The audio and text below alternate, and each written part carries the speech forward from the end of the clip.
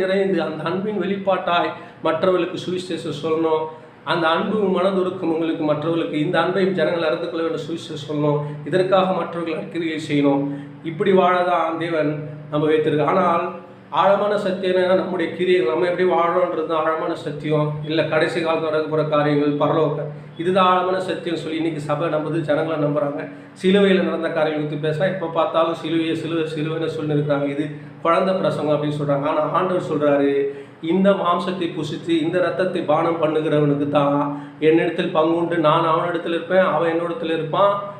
அவன் தான் என்னென்னைக்கு பழைப்பான். அவனுக்கு தான் தாகம் இருக்காது, அவனுக்கு தான் பசி இருக்காது. இதுதான் ஆவிக்குரிய ஆகாரம். இந்த ஆகாரத்தை தினந்தோறும் புசி. வனாந்தரத்தில் அவங்க எப்படி புசிச்சாங்க? தினந்தோறும் மண்ணாக புசிச்சாங்க. அந்த ஆகாரம் போல இல்லை, இந்த ஆகாரம் இதை புசிங்கன்றார். என் மாம்சத்து ரத்தத்தை புசிங்கன்றார். என்ன பந்தியில் சும்மா திருவிழாவில் பங்கு பெறும்போது மாத்திரம் இல்லை, எப்போதும் இயேசு சிலுவையில் ரத்த சிந்தி மரித்தாங்க. தினந்தோறும் அதை திங்க் பண்ணி, தினந்தோறும் அந்த சத்தியங்களை கேட்டு, தினந்தோறும் அதை தியானித்து வாழ்கிறவர்களுக்கு தான் நித்திய ஜீவன் உண்டு. அவர்களே தான் கடைசி நாட்டில் இருப்பேன்னு சொல்லி ஆண்டவர் சொல்கிறார்.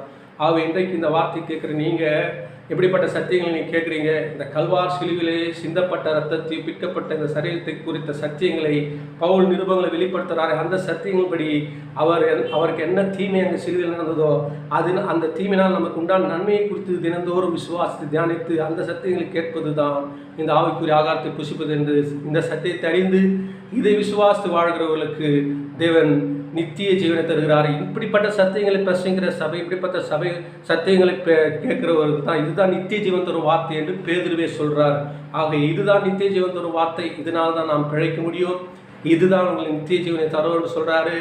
இவர்களே தான் கடைசி நாட்டில் எழுப்பேன்னு சொல்கிறார். ஆக இப்படிப்பட்ட சத்தியங்களை கேளுங்க, விசுவாசிங்க, இதை புசிங்க. கர்த்தர் தாமே உங்களை ஆஸ்வதிப்பாராக.